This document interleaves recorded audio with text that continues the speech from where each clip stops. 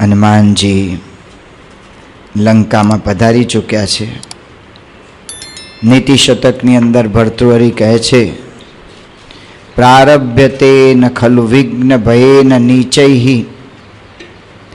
પ્રારભ્ય વિઘ્ન વિહતઃ વિરમંતિ મધ્યઃ વિઘ્નૈઃ પુનઃ પુનરપી પ્રતિહન્યમાના પ્રારબ્ધમ ઉત્તમ જનાન પરિત્યજંતિ.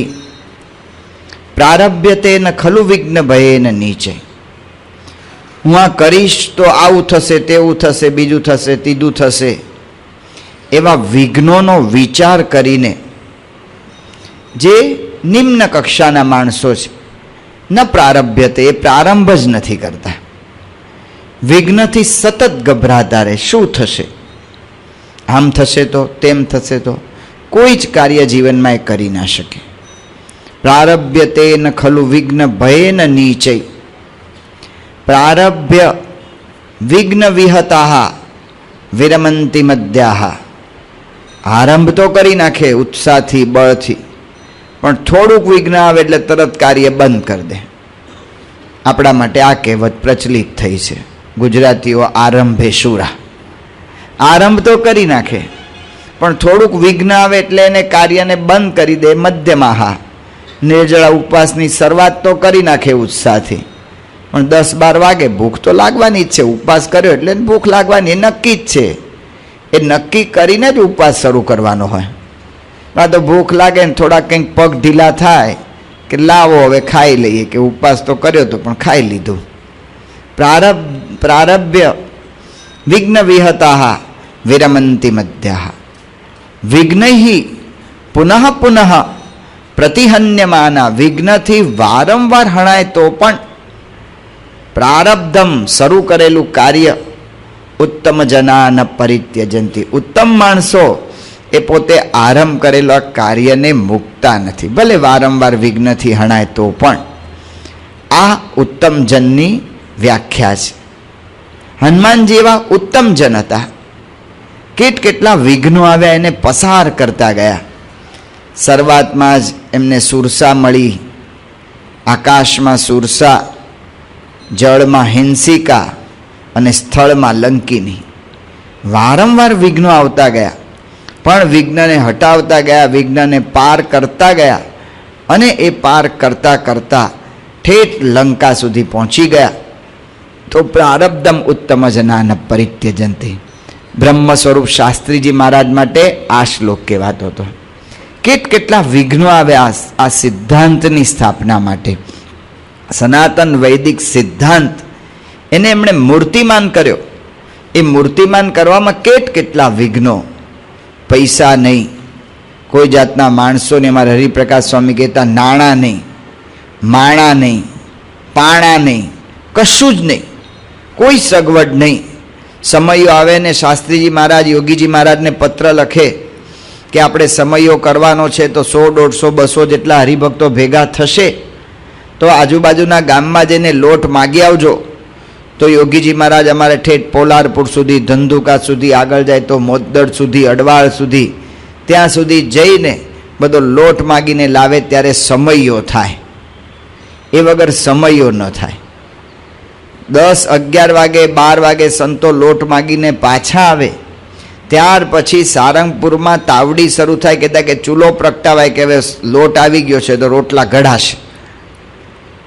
આ પરિસ્થિતિની અંદર આવા ગગનચુંબી મંદિરો કર્યા. પ્રારબ્ધમ ઉત્તમ જના ન પરિત્યજંતિ. પ્રારંભ કર્યો એક વખત, ઉત્તમ જન એને છોડતા નથી, વિઘ્નથી ગભરાતા નથી. કારણ કે એને વિઘ્નની અંદર વિશ્વાસ છે કે ભગવાન મારી સાથે છે. જેને એક વખત વિશ્વાસ આવી ગયો એને કોઈ દિવસ વાંધો ન આવે. હનુમાનજી આ વિશ્વાસ દઈને લંકાની અંદર પ્રવેશ કર્યો છે. લંકાને એમણે જોઈ, ભવ્ય લંકા નગરી. વાલ્મીકી રામાયણમાં લંકાનું જ્યારે વર્ણન સાંભળીએ ત્યારે આપણને પણ લંકા માટે અહોભાવ થયા વગર રહે નહીં. આજે જે કંઈ અમેરિકાનું કે ઇંગ્લેન્ડનું કે મોટા મોટા વિદેશના ફ્રાન્સ વગેરે દેશો, જર્મની, એ દરેક ઘરને એક બગીચો હોય છે. લંકાની અંદર લખ્યું હતું કે દરેક ઘરની અંદર બગીચા હતા. દરેક બગીચાની અંદર એક નાનકડો કુંડ હતો, એટલે કે દરેક ઘર પોતે સરસ હતા. એ દરેક બંગલાની અંદર બગીચો હતો, બગીચાની અંદર સ્વિમિંગ પુલ હતા, અને દરેક ઘરની અંદર જુદા જુદા એવી રીતે મણી રત્નો એ બધું જડેલું હતું. આવી સુવર્ણમય લંકા એ જોઈને હનુમાન પોતે પણ બહુ આમ રાજી થઈ ગયા. પણ હનુમાનજી પોતે નક્કી કરીને આવ્યા છે કે મારું મુખ્ય કાર્ય સીતાની શોધ છે. સીતાની શોધ એ એમનું ધ્યેય છે. એ ધ્યેય લઈને હનુમાનજી પધાર્યા છે. એટલે હનુમાનજી એમને શોધવા માંડ્યા. એક મહેલમાંથી બીજા મહેલમાં, બીજા મહેલમાંથી ત્રીજા મહેલમાં, એક નાનકડા વાંદરાનું સ્વરૂપ ધારણ કરીને પોતે બધે ફરે છે. પોતે મહાપાર્શ્વના મહેલમાં ગયા, કુંભકર્ણના મહેલમાં ગયા, મહોરુના મહેલમાં ગયા, વિરૂપાક્ષના મહેલમાં, બધા જ મહેલમાં પોતે કેટલી જગ્યાએ આમ બધું શોધવા માંડ્યા અને જોવા માંડ્યા કે ક્યાંક સીતા છે. દરેક મહેલની આગળ ઊભા રહે અને પોતે જુએ, અને પોતે બધું જોઈને એમાં વિચારે છે કે ક્યાંક સીતા મળે. અને એની અંદર હનુમાનજી શોધતા શોધતા રાવણના અંતઃપુરની અંદર પણ ગયા. રાવણને મંદોદરી એક જ સ્ત્રી નહોતી. રાવણ દેવ, દાનવ, ગાંધર્વો અને રાજર્ષિ અને કેટલાય બધા બ્રાહ્મણ અને બીજા રાજર્ષિ, બ્રાહ્મણ અને દૈત્યોની કેટલીય સ્ત્રીઓ, જ્યાં ક્યાંય પણ એને આ રૂપ જોયું, કેવી કેટલીય સ્ત્રીઓને પોતે લાવ્યો હતો. કેટલી બધી સ્ત્રીઓ, અસંખ્ય સ્ત્રીઓ રાવણના મહેલમાં હનુમાનજીએ જોઈ. અને આ બધા મહેલની અંદર હનુમાનજીએ જોયું, પણ ક્યાંય એમને સીતાજી ન મળ્યા. જ્યારે મંદોદરીને જોયા ત્યારે હનુમાનજીને થોડી શંકા ગઈ કે આ તો સીતા નહીં હોય ને. પણ પછી એમને વિચાર આવ્યો કે સીતા એ તો રામના વિરહની અંદર ઝૂરતા હોય, એમના દેહની અંદર આવું પુષ્ટ શરીર ના હોય અને આવી કાંતિ ના હોય ને આવો આનંદ ના હોય. એટલે પછી હનુમાનજી આગળ વધ્યા. હનુમાનજી આગળ વધતા જાય છે અને સીતાને શોધતા જાય છે. હનુમાનજી જ્યારે રાવણના મહેલમાંથી બહાર નીકળ્યા ત્યારે એમના મનમાં પ્રશ્ન થયો કે મેં એકાંતમાં આટલી બધી પરસ્ત્રીઓના દર્શન કર્યા, હું તો બ્રહ્મચારી છું, અને મેં આ કર્યા એમાં મેં ભૂલ કરી. તરત જ વિચાર કર્યો, ફરી પાછો વિચાર કર્યો કે વિકારનો હેતુ તો મન છે. મેં આટલી બધી સ્ત્રીઓને જોઈ, પણ ક્યાંય મારું મન વિકારવાન થયું નથી, ક્યાંય મારો ધર્મલોપ થયો નથી. અને વળી આ કાર્ય તો રામની આજ્ઞાથી કર્યું છે, અને સીતાજીને શોધવાના છે. સીતાને શોધવાના હોય તો સ્ત્રીઓમાં જ શોધવા પડે. કાંઈ હરણાઓની અંદર કંઈ સીતા ના મળે, એ તો સ્ત્રીઓની અંદર જ શોધવા પડે. એમ વિચાર કરીને હનુમાનજી પોતે પોતાનું મન વિકાર નહોતું પામ્યું, એ પોતે અંતરદ્રષ્ટિ કરી જોઈ. ભગવાન સ્વામિનારાયણે વધારાના એટલે કે અમદાવાદના 8મા વચનામૃતમાં એની અંદર ભગવાન સ્વામિનારાયણે કહ્યું કે વિકાર હે થાય તેવા સ્થાને પણ હનુમાનજી નિર્વિકાર રહ્યા, માટે તે યતિ કહેવાયા, એ બ્રહ્મચારી કહેવાયા. વિકાર હેતો સતી વિક્રિયંતે ન વિક્રિયંતે યેશામ ચેતાંસી તે એવ ધીરાહ. વિકારનો હેતુ હોય તેમ છતાં પણ જેનું મન વિકાર ન પામે એ જ ધીરજવાન પુરુષ છે. એમ હનુમાનજીની પ્રશંસા મહારાજે ત્યાં કરી છે. હનુમાનજી આગળ હવે જોયા કરે છે કે રાવણના મહેલમાં નથી તો ક્યાં છે. હજી બીજા મહેલો પોતે શોધતા હતા, અને એ મહેલો શોધતા એની અંદર એમને એક મહેલ દેખાયો, અને એ મહેલની ઉપર રામના આયુધ એ અંકિત હતા. એ જોઈને હનુમાનજીને પ્રશ્ન થયો, રામા આયુધ અંકિત ઘર શોભા બરની ન જાય. તીર અને બાણ અને તીર એ બંને એની ઉપર અંકિત થયેલા હતા. રામના આયુધો કોણ અંકિત કરે અહીંયા રાક્ષસોની વચ્ચે? એમને પ્રશ્ન થયો, અને એમને થયું કે હવે આમાં તપાસ કરું કે ના કરું. જો તપાસ કરું અને ખબર પડે કે હું રામનો દૂત આવી ગયો છું, હજી સીતાની શોધ થઈ નથી, તો રામનું કામ બગડે. હનુમાનજી સતત એક વિચાર કરતા રહ્યા છે કે હું રામનું કામ કરવા નીકળ્યો છું, મારું મુખ્ય કાર્ય આ છે. એટલે મહિના આગળ રોકાતા નથી. એ લંકીની જેવાને પૂરા કરી નાખવા માટે સમર્થ હતા, તો પણ ત્યાં પોતાનું બળ કે પરાક્રમ બતાવવા માટે રોકાતા નથી. રામના કાજ માટે જેટલું કાર્ય કરવું પડે એટલું કરીને તરત આગળ વધવા માગે છે. એમને ખબર છે કે કયું કાર્ય અગત્યનું છે. અગત્યતા કાર્યની અંદર આપવાની એમની આગળ બહુ મોટી સૂઝ છે. હું ભગવાનનું કાર્ય કરવા નીકળ્યો છું, એટલે ક્યાંય ભોગમાં કે પોતાના પરાક્રમ બતાવવામાં રોકાતા નથી. એ રીતે જ અહીંયા ફરી વિચાર કર્યો કે હું પ્રગટ થઉં ને આને પૂછું, એમાં કંઈક પ્રશ્ન થાય. પછી વિચાર કર્યો કે ના, આ વ્યક્તિ લાગે છે સજ્જન, કારણ કે અંદરથી રામ રામ શબ્દ આવે છે. એટલે એમણે કહ્યું કે સજ્જનો હોય ત્યાં આપણે આવી રીતે ઓળખાણ કરીએ એની, એમાં કંઈ હાનિ આપણી થાય નહીં. એમ કરીને બ્રાહ્મણ રૂપે હનુમાનજી અંદર પ્રવેશ કર્યો. પ્રવેશ કરતાં જ એમને વિભીષણનો મેલાપ થયો. વિભીષણ મળતા જ હનુમાનજી અતિશય પ્રસન્ન થયા. બંને પરસ્પર પરિચય કર્યો. વિભીષણને કહ્યું કે તમે પણ આવા ભક્ત છો, અહીંયા આટલા રાક્ષસોની વચ્ચે, એ બહુ કહેવાય. રાક્ષસોની વચ્ચે રહીને આટલી ભક્તિ કરી શકો છો, તમે કઈ રીતે અહીંયા રહો છો? તમને ભગવાન શ્રી રામચંદ્રજીનો મહિમા છે, તમે રામચંદ્રજીને વિશે એવી ભક્તિ ધરાવો છો, અને તમે તેમ છતાંય રાક્ષસો વચ્ચે રહ્યા છો, આ કઈ રીતે તમે રહ્યા છો? ત્યારે વિભીષણ કહે છે કે સુનો પવન સુત રહની હમારી, જીમી દસન હી મહાજીવ બિચારી. હે પવન સુત, અમારી રહેવાની રીત તમે જાણો. જેમ 32 દાંત વચ્ચે જીભ રહે છે, એવી રીતે હું આ અસુરોની વચ્ચે હું રહું છું. 32 દાંત વચ્ચે જીભ રહે છે એમ હું રહું છું. હનુમાનજીએ કહ્યું કે ભગવાનની બહુ મોટી કૃપા તમારા પર થઈ. અરે શું કૃપા!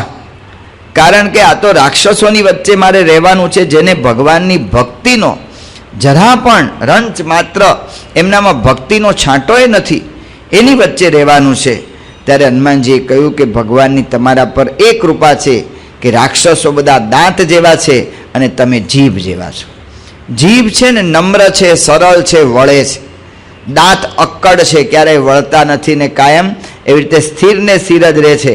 એટલે પહેલાં દાંત પડશે, કોઈની જીભ ક્યારેય પડતી આપણે જોઈ નથી. દાંત પડી જાય 32 પણ જીભ પડે નહીં. એમ રાક્ષસો અક્કડ છે ને એ મરશે, પણ તમે ટકી શકશો, કારણ કે તમે ભક્ત છો, તમે નમ્ર છો. હનુમાનજીને આ વિભીષણજી કહે છે કે દાંત વચ્ચે જેમ જીભ રહે છે એમ હું અહીંયા વિરક્ત થઈને રહું છું, એમની રીત છે. ભક્તોએ આ રીત શીખવા જેવી છે. સંસાર વ્યવહારમાં કેવી રીતે રહેવું, તો સંસાર વ્યવહારની અંદર પણ આ રીતે જ વિરક્ત રહેવાનું છે. દાંત અને જીભ સતત સાથે ને સાથે પણ એનાથી વિરક્ત. ભગવાન સ્વામિનારાયણના ભક્તો, પર્વતભાઈ કહીએ, ગોરધનભાઈ કહીએ, ડોસાભાઈ કહીએ, દેવજી ભક્ત કહીએ, આ બધા માળાના મણકા એ સંસાર વ્યવહારમાં જ રહ્યા હતા. ગ્રસ્તાશ્રમ જ કર્યો હતો, પણ ગ્રસ્તાશ્રમથી નિર્લેપ. ડોસાભાઈ ગળાબૂડ વ્યવહારની અંદર ડૂબેલા, આખો દિવસ એટલા બધા કામમાં રચ્યા પચ્યા રહે કે સવારના ઉઠે તો દાંતણ કાન પર ભરાવેલું હોય, એ દાંતણ કરવા 10-11 વાગે તો નવરા થાય. કારણ કે આખા ગોંડલ ડિસ્ટ્રિક્ટ કહેતા કે સરદાર ને બધા ગામોની આજુબાજુનું એ બધો ગોળનો ઇજારો એમણે લીધો હતો, એટલે એટલું બધું કામ રહે. પણ ભગવાન સ્વામિનારાયણની આજ્ઞા આવી, અને જેવી આજ્ઞા આવી ત્યારે ગોળનું જોખવાનું કામ કરતા હતા, ઓલું શેરડીના ભારા જોખવાનું કામ કરતા હતા, એને નીચે મુકાવવા પણ ઊભા ના રહ્યા. ઓલા પાર્ષદે પૂછ્યું કે ડોસાભાઈ જરાક આટલું તો પૂરું કરી દો, મહારાજની આજ્ઞાનો પત્ર છે કે મોત આવે ત્યારે કોણ રાહ જોવે છે?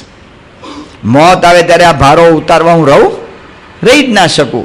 આ આજ્ઞા છે ને મારા માટે એવી છે. તરત ઉપડ્યા. મહારાજે કહ્યું કે ડોસા ભગત સાધુ થશો? હા મહારાજ, અને સાધુ થઈ ગયા. એમના ગામના બધા મહારાજને કહી ગયા હતા કે મહારાજ તમારો ડોસો ભગત તો છે ને ચોટલી સુધી વ્યવહારમાં ડૂબ્યો છે. મહારાજ કે ભગત કેવા છે કે ભગત કેવાના રહેવા દો એને. મહારાજે કહ્યું એને સાધુ કરે તો એ થાય જ નહીં. અને એને સાધુ થયેલા જોયા ને ગામના બધા સ્થિર થઈ ગયા. કેવી રીતે રહેતા હતા? જેમ દાંતની વચ્ચે જીભ, એ રીતે રહેતા હતા. જનક રાજાએ આ જ વાત સમજાવી કે હું આ રીતે નિર્લેપ રહું છું. ઓલા બધા વિદ્વાન પંડિતો બધા ભણીને ગયેલા, અને જનક રાજાને પૂછ્યું કે તમે કઈ રીતે આવી રીતે વિદેહી કહેવાઓ છો? તમે આમ તો રાજકારભાર કરો છો. જનક કે આને બધાને ફાંસીએ ચડાવો. એટલે ભાઈ સાહેબ અમે નહીં ફરીવાર આવો પ્રશ્ન પૂછીએ, પણ અમને શું કામ ફાંસીએ ચડાવો છો? કે 7 દિવસ પછી એને ફાંસીએ ચડાવજો, 7 દિવસ એને એકદમ બધું ખાવા પીવાની બધી જ સગવડ આપજો. બધી જ સગવડ આપવામાં આવી. 7મે દિવસે એમને કહ્યું કે તે હજી તમને એક છૂટવાનો ઉકેલ છે કે આ તેલ ભરેલું પાત્ર લઈ જાઓ ને આખા અમારી મિથિલામાં ફરો. મિથિલામાં ફરો ને જો એક ટીપું પડ્યું ને તો મર્યા, જો એક પણ ટીપું નહીં પડે ને તો તમને ફાંસીએ નહીં ચડાવવામાં આવે. આખા મિથિલામાં ફર્યા, એક ટીપું નીચે પડવા દીધું નહીં. પાછા આવ્યા, જનકને કહ્યું કે જો એક ટીપું પડવા નથી દીધું, પેલા છૂટા કરો. જનક કે પેલા જવાબ આપો. કે શું જવાબ આપવાનો? 7 દિવસ સુધી તમે શું ખાધું? કંઈ જ ખબર નથી. એટલે રોજ તમારા માટે નવો નવો પ્રસાદ બનાવવામાં આવતો હતો. તો કે કાંઈ ખબર નથી. તો 7 દિવસ સુધી તમે કયા સાબુથી નાહ્યા? કોઈ શેમ્પુ કે સાબુ કશું યાદ જ નથી. ચોપડો કે ના ચોપડો એ જ યાદ નથી. તમે અમારા ગામની અંદર જોયું શું?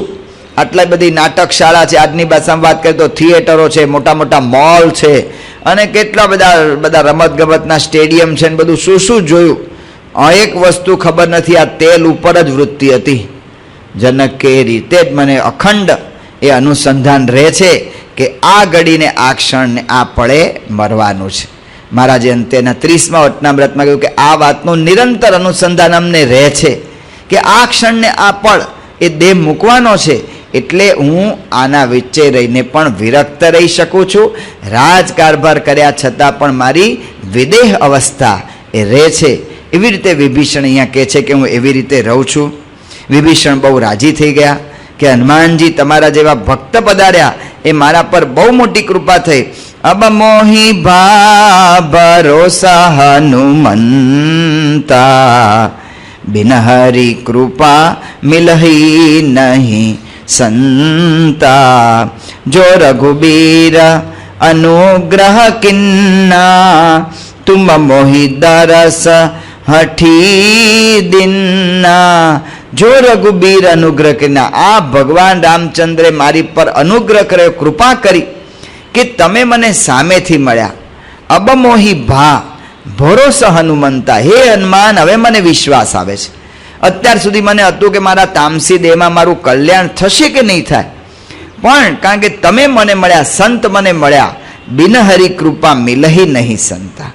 ભગવાનની કૃપા થાય ને ત્યારે સંત મળે છે, ને સંત મળે ને ત્યારે વિશ્વાસ આવે કે હવે મારું કલ્યાણ થઈ ચૂક્યું છે. જ્યારે જ્યારે સંત મળે ત્યારે કૃપા એનો વિશ્વાસ આવે. એટલા માટે મીરાબાઈએ કહ્યું, મેં અનાથ ગુરુનાથ હમારો, મેં અનાથ ગુરુનાથ હમારો, ગુરુ મેરો સંગ સહાય, હરિ મિલાયો ગુરુ મુઝે, ગુરુ હરિ કી શરણ લગાય. હવે ભગવાનના સંત મળી ગયા એટલે મને ગુરુ મળ્યા, રોહિદાસ જેવા, એમણે મને ભગવાનની અંદર જોડી દીધા. જે કોઈ ભક્ત આધ્યાત્મિક માર્ગે આગળ વધ્યા છે, કોઈ પણ ભક્ત જુઓ, ભગવાનના સંતને મળ્યા વગર સીધા ભગવાનની ઉપર કોઈએ કૃપા કરી હોય એવું હજી સુધી થયું નથી. પ્રહલાદજીનો વિચાર કરે છે તો પ્રહલાદજીને તો કોઈ ગુરુ કર્યા એવું દેખાતું નથી, પણ પ્રહલાદજી એના માતાના ગર્ભમાં હતા ત્યારે નારદજીનું જ્ઞાન એમણે સાંભળ્યું હતું. એણે કરીને એ ગર્ભમાં રહેલા સંસ્કારને લીધે પ્રહલાદજી જ્યારે આવ્યા ત્યારે પ્રગટ થયા, ત્યારથી જ ભક્તિમાં એમનું મન જોડાઈ ગયું. ગજેન્દ્ર હાથીએ તો ભગવાનને સીધી પ્રાર્થના કરીને ભગવાને સાંભળી એવું આપણને લાગે છે, પણ એવું નથી. અગસ્ત્ય મુનિનો શ્રાપ થયો હતો, એટલા માટે રાજા, એ તપસ્વી રાજા હાથી થયો હતો, અને એ વખતે અગસ્ત્યનો શાપ એની સાથે સાથે આશીર્વાદ, સંતના શાપ પણ આશીર્વાદ રૂપ બને છે. અને એ આશીર્વાદ હતા જ કે તને ભગવાનની પ્રાપ્તિ થશે. તો આ જન્મે અથવા પૂર્વ જન્મમાં ક્યારેય પણ જ્યારે સંતની કૃપા થઈ હોય ત્યારે જ આપણને આધ્યાત્મિક પ્રગતિ થાય છે, કે ત્યાં ભગવાનની પ્રાપ્તિ થાય છે, એ વગર થતી નથી.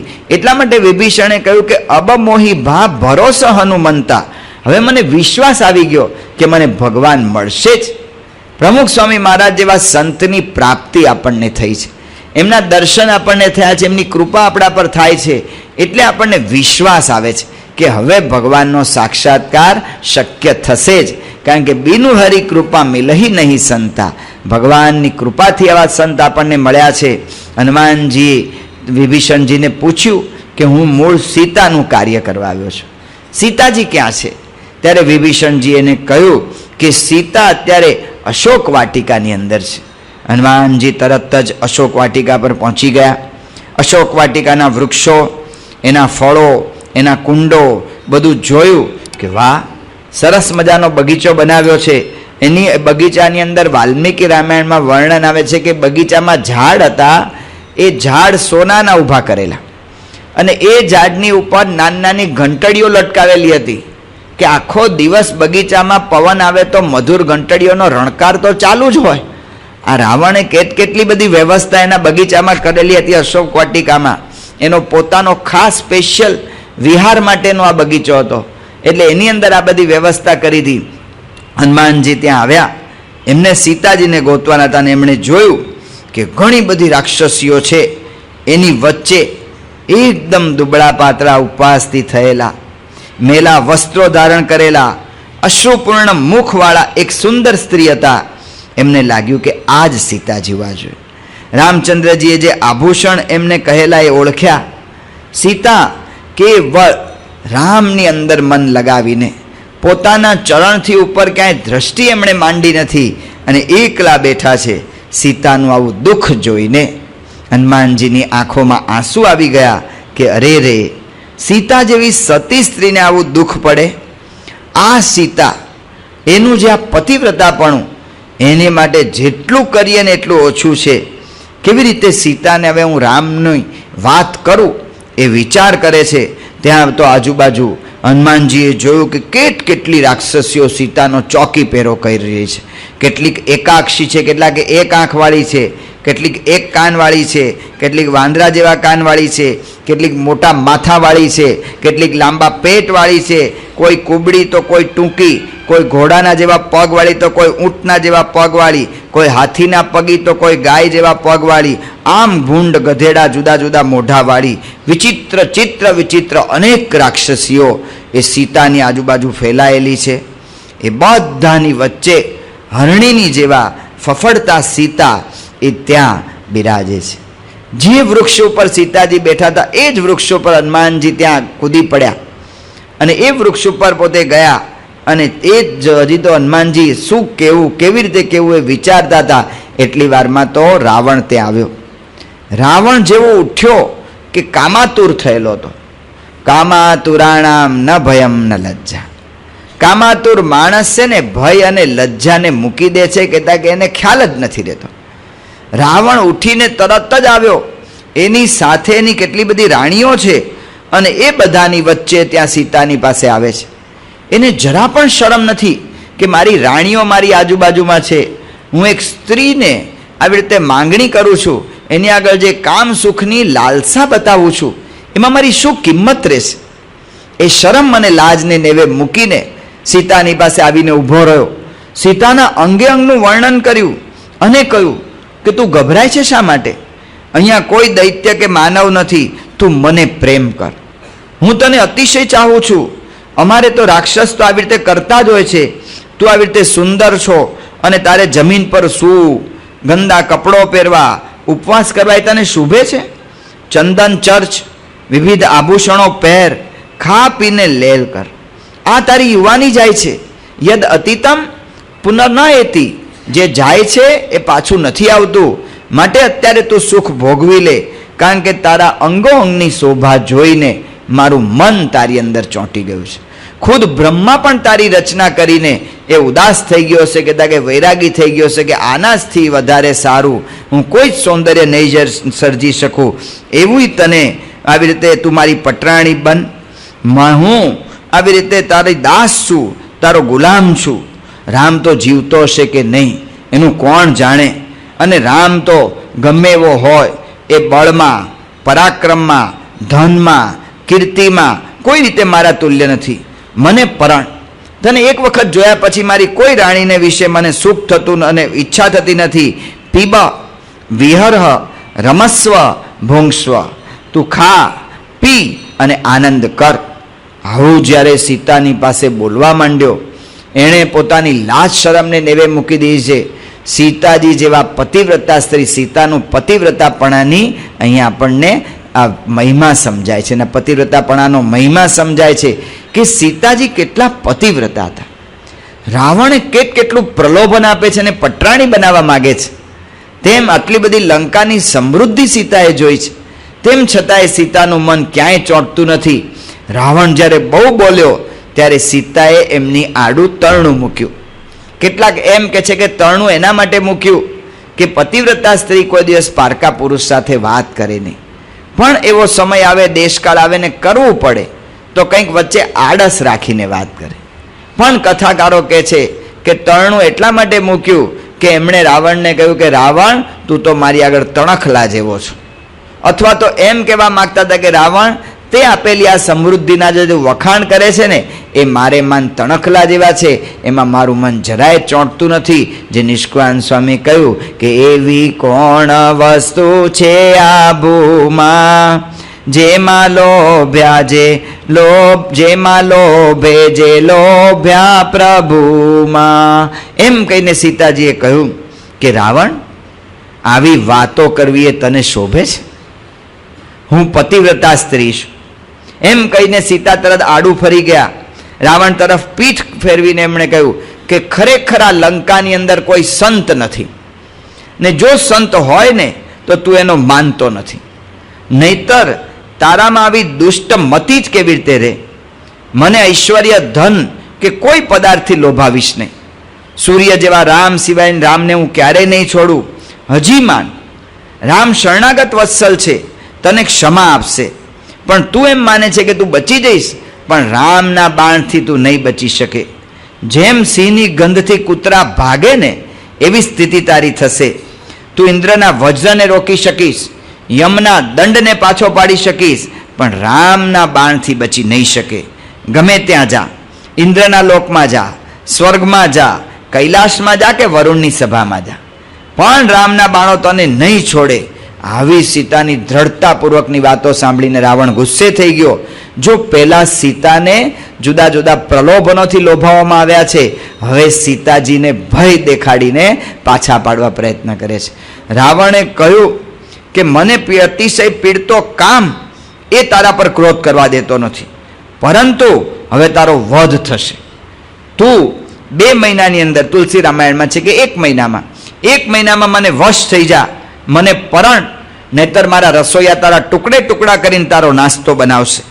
આવું જ્યારે રાવણ બોલ્યો ત્યારે બધી જ રાવણની સ્ત્રીઓ બધી થોડી સ્તબ્ધ થઈ ગઈ. ત્યારે સીતાજીએ કહ્યું કે રાવણ, આ લંકામાં કોઈ સારો માણસ નથી કે તને તારા હિતની વાત કરે. રામ તો હાથી જેવા છે અને તું તો સસલા જેવો છે, અને તારાને મારા જેવી પતિવ્રતા સ્ત્રી પર કુદૃષ્ટિ કરતા તારા નેત્ર ખરી કેમ નથી પડતા? આવી વાતો કરતા તારી જીભ તૂટી કેમ નથી પડતી? જો હું મારા પતિવ્રતાના તેજથી ધારું ને તો તને આજે ને આજે હું ભસ્મ કરી દઉં. પણ એક તો હું તપસ્વીની છું, તપસ્વીએ ક્રોધ ન કરવો એનો ધર્મ છે, અને બીજું ભગવાન રામ પ્રભુની મને આજ્ઞા નથી. જો આજ્ઞા વિરુદ્ધ હું કરું તો મારું એ સેવકપણું જાય, એટલા માટે તને છોડી દઉં છું. પણ તારી શૂરવીરતાના બહુ વખાણ કરતો હતો તો ચોરની જેમ સંતાઈને મને શા માટે લાવ્યો? ઊભા રહેવું તું ને તારે ત્યાં દંડકારણ્યમાં, તો તને ખબર પડત કે રામનું રામત્વ શું છે. અહીંયા બહુ મારી સામે બોલ્યા કરે છે. આ સાંભળીને રાવણ અતિશય ગુસ્સે થઈ ગયો. બધી જ રાક્ષસીઓને સલાહ આપી, સામ દામ દંડ અને ભેદ ગમે એમ કરીને આ મને વશ થાય એવું કરો. એમ કરીને રાવણ નીકળી ગયો. હનુમાનજી વૃક્ષ ઉપર બેઠા બેઠા આંસુ સારી રહ્યા છે કે ઓહો, સીતા જેવા પતિવ્રતા સ્ત્રી, એને કેટલું સહન કરવું પડે છે. આટલી પતિવ્રતાપણું, આટલું ભક્તપણું, એને પણ આ લોકમાં આટલું દુઃખ આવે. હનુમાનજી બેસી રહ્યા છે ને આ બાજુ રાક્ષસીઓ બધી તૈયાર થઈ ગઈ, અને રાક્ષસીઓ એ એકદમ સીતાને ઘેરી વળી. એક જટાએ રાવણના કુળનો મહિમા કયો, હરિજટાએ રાવણની બધી દેવતા પરની જીત વર્ણવી, વિકટાએ રાવણની સમૃદ્ધિના વખાણ કર્યા, દુર્મખીએ રાવણનો પ્રભાવ જણાવ્યો. બધી જ ભેગી થઈને સમજાવવા માંડ્યા કે હે સીતા, તું રાવણને પરણ, અસફળ, રાજ્ય ભ્રષ્ટ અને નપુંસક એવા રામને તું છોડી દે. સીતા આંસુ ભર્યા નઈને કહ્યું, તમે ઈચ્છો તો બધા ભેગા થઈને મને ખાઈ જાઓ, પણ રામને તો હું નહીં છોડું. રામ કાયર હોય, રાજ્ય વિનાના હોય, ગમે તેવા હોય, પણ રામ મારા પતિ છે. પતિ વગર મને બીજા કોઈની આગળ જરાય જવાની ઈચ્છા નથી. જેવા સતી અરુંધતી, જેવા સતી લોપામુદ્રા, જેવા સતી દેવહૂતિ ને જેવા સતી સુકન્યા ને જેવા સતી સાવિત્રી, એવી જ સતીઓની જેમ હું પણ મારા પતિવ્રતાનો ધર્મ એ અખંડ રાખીશ. એટલે બધી રાક્ષસીઓ તૈયાર થઈ ગઈ. કરાલાએ કહ્યું કે આને કાંઈ વાત કરવાની જરૂર જ નથી, હવે એને ફાડી ખાવાનું જ કરો. એને કહ્યું કે બહુ તારું પતિવ્રતા પણ અમે સાંભળ્યું, તને હવે અમે ફાડીને ખાઈ જઈશું. વિકટા કે હું તારું કાળજું ખાઈ જઈશ. ત્યાં તો ચંડોદરી આવીને મુસળ ફેરવતી ફેરવતી આવી કે આનાથી એનું માથું ફાડી નાખું. એનું હૃદય બહુ કોમળ હશે, એનું આતરડું ને એનું તાળવું એ તો મારે જ ખાવું છે. ત્યાં તો પછી બીજા બધા ભેગા પ્રગસા કે બધી ભેગી થઈ જાય, એનું ગળા દબાવીને એને મારી નાખીએ. અને રાવણને કહીશું કે અમને શું ખબર, તો એની મેળે મરી ગઈ, એટલે રાવણે કંઈ કરી નહીં શકે આપણને. એમ કરીને બધાએ કહ્યું. તો અજામુખી કે ભાઈ ઝઘડા ના કરો, આપણે બધા છે ને પહેલાં વિચાર કરી લો કે સરખા ભાગે એનું માંસ વેચવાનું અને આપણે બધાએ કાપી કાપીને આટલા ટુકડા કરીને ખાઈ જવા. ત્યાં તો શૂર્પણખાએ કહ્યું કે વાત બરાબર છે, ચલો દારૂ લાવો. આપણે પહેલાં દારૂ પીએ, દારૂ હારી પેઠે ઢીંચીએ અને પછી આને મારી નાખીએ, એને ખાઈ જઈએ અને ખાઈને પછી નિકુંભલા દેવી પાસે આપણે નાચીશું. ચલો આ બધું કરીએ. આટલી સીતાને સતામણીને ડરામણી થઈ તો પણ સીતાએ એક જ વાત કરી કે મને મારી નાખો, ટુકડા કરી નાખો, બાળી નાખો, પણ રામ સિવાય હું બીજો કોઈ પતિ મારા જન્મમાં નહીં કરું. આ સીતાનું સતીત્વ, પતિવ્રતાપણું. સીતાજી આટલું બધું કહ્યું ત્યારે પછી સીતા એકદમ ઉદાસ થઈ ગયા. સીતાજી ઉદાસ થયા અને સીતાએ કહ્યું કે અરે રે, મારા શોકનો કોઈ પાર નથી, મને જો મોત આવે તો સારું. આવું સીતાએ કહ્યું. ત્યારે ત્રિજટા નામની એક રાક્ષસી હતી, જે રાવણની જ રાક્ષસી હતી, તેમ છતાં પણ કાયમ સીતાને સહાય કરતી એ ભક્તિવાળી હતી. ભગવાન રામચંદ્રજીનો મહિમા સમજતી હતી. દરેક યોનિની અંદર કોક ને કોક તો આવા સારા માણસો હોય જ છે. જેમ ગીધની અંદર જટાયુ મળ્યો, જેમ પશુઓની અંદર વાંદરા મળ્યા, જેવી રીતે આ ભીલોની અંદર શબરી મળી, એમ રાક્ષસોની અંદર આ ત્રિજટા મળી. અને જે વ્યક્તિ ભગવાનને સાથે રાખીને, ભગવાનને માથે રાખીને કામ કરે છે ને, એને ગમે એવી મુશ્કેલીમાં કોક ને કોક ત્રિજટા ક્યાંક ને ક્યાંક તો મળી જ જતી હોય છે. એ ત્રિજટાએ બધાને કહ્યું કે તમે બધા આવી રીતે મારવાને ખાવાની વાતો કરો છો, પણ હું તમને બધાને વાત કરું કે જુઓ, મને એક સ્વપ્ન આવ્યું હતું અને સ્વપ્નમાં મને એવું સ્વપ્ન આવ્યું કે એક વાંદરો આવ્યો અને વાંદરાએ અશોક વાટિકાનો આખો નાશ કરી નાખ્યો અને પછી મને લંકા આખી ભડકે બળતી દેખાણી. મને એમાં એ પણ દેખાયું છે વાલ્મીકી રામાયણ પ્રમાણે કે રામ અને લક્ષ્મણ હાથીદાંતના રથમાં બેસીને સીતાને લઈને પુષ્પક વિમાનમાં ઉત્તર દિશા તરફ જતા રહ્યા અને આપણો રાજા રાવણ એણે મુંડન કરાવેલું હતું. એ તેલ પીતો હતો. તેલ પીવું એ પુરાણોની અંદર હલકી પ્રવૃત્તિ છે. એ વખતે ઘીનો મહિમા હતો એટલે તેલ પીવું હલકી પ્રવૃત્તિ છે. એના પરથી આપણે રૂઢિપ્રયોગ થયો છે, જા તેલ પીવા જા, એમાંથી થયો છે. કારણ કે તેલ પીવું એ હલકી પ્રવૃત્તિ છે. એટલે રાવણ એ ઊભો તેલ પીતો હતો. દારૂ પીધેલો એ રાવણ પુષ્પક વિમાનમાંથી પડ્યો અને ગધેડા પર સવારી કરતો કરતો ભ્રાંત ચિત્ત થઈને, વસ્ત્રહીન થઈને, નગ્ન થઈને નાચતો હતો અને એમાં ગધેડા પરથી નીચે પડ્યો અને કાદવમાં ખૂંપી ગયો. કુંભકર્ણ, ઇન્દ્રજી જેવા બધા યોદ્ધા મરી ગયા. લંકાનો નાશ થયો. કેવળ એક વિભીષણના માથે ધોળું છત્ર શોભતું હતું. અને મને આ સ્વપ્ન આવ્યા પછી મેં સીતાના અંગો જોયા. સીતાને અત્યારે શુભ સુકન થાય છે. એના પરથી મને લાગે છે કે આપણે બધા મરી જવાના. એક દિવસ એવો આવશે કે સીતા જીતશે અને ત્યારે તમારા બધાની ખેર નહીં રહે. એટલા માટે મારું કયું માનો ને, જો તમારે બચવું હોય ને તો અત્યારથી સીતા ઉપર રાજી રહેતા શીખો. બધી રાક્ષસીઓ સ્તબ્ધ થઈ ગઈ કે આ ત્રિજટા કે ને કદાચ જો સાચું પડે તો મરશું, એટલે બધી ત્યાં બોલતી બંધ થઈ. ત્યારે સીતાજીએ ત્રિજટાને કહ્યું તુલસી રામાયણ પ્રમાણે કે હે બેન, તું મને કાયમ મદદ કરે છે, આજે મને એક મદદ કર. તું એક કામ કર, આ વિરહનો અગ્નિ હવે મારાથી સહન થતો નથી, માટે એક ચિતા ગોઠવી આપ. ચિતા ગોઠવીને અગ્નિ લગાડીને મને તું એમાં બાળી નાખ, આટલી મારા પર તું કૃપા કર. ત્યારે ત્રિજટા સીતાને વિશે એવા ભક્તિવાળા હતા. એ સીતાના ચરણ એમણે પકડી લીધા સીતાજીના ચરણ પકડીને આશ્વાસન આપવા માંડ્યા, સમજાવવા માંડ્યા, અને બહુ સમજાવીને પછી યુક્તિ કરીને કહ્યું કે અત્યારે તો સાંજ પડી ગઈ, રાત પડી ગઈ, હવે અત્યારના વખતમાં તો કોઈના ઘરમાં અગ્નિ પણ સળગતો ન હોય, હું ક્યાંથી લાવું? અને હું તમને વિશ્વાસ આપું છું કે રામ આવશે, ને તમે થોડી ધીરજ રાખો. અત્યાર સુધી જે તમારી સાધુતા, તમારું જે સદવર્તન અને તમારી જે રામ પ્રત્યેની ભક્તિ, એ જોઈને હું તમને વશ થઈ છું. એટલે હું તમને વારંવાર વિનંતી કરું છું કે તમે આટલું ખમી જાઓ, આટલી ધીરજ રાખો. એમ કહીને ત્રિજટા જતી રહી. સીતાજી એકલા પડ્યા. એકલા સીતાજી એ ભગવાનને પ્રાર્થના કરવા માંડ્યા, વિનંતી કરવા માંડ્યા.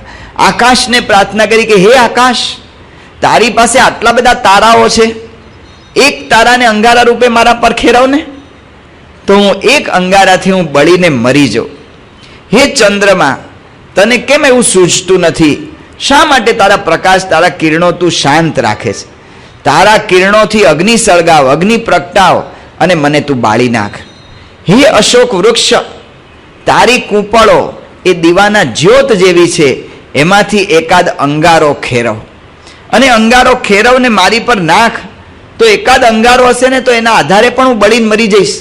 એમ કરતા સીતા એ હાથ ઊંચો કરીને બેઠા છે, અશોક પાસે માંગણી કરે છે, હે અશોક વૃક્ષ, કંઈક તમે આવી રીતે અંગારો ખેરો. આ જ વખતે હનુમાનજી વિચાર કરે છે કે મારે સીતાજીને સમાચાર આપવા છે કઈ રીતે? કારણ કે અત્યારે સીતાની અવસ્થા આઘાતજનક છે. અત્યારે એને સમાચાર કયા આપવા, કેવી રીતે આપવા, એના પર બહુ વિચાર કરવો પડે.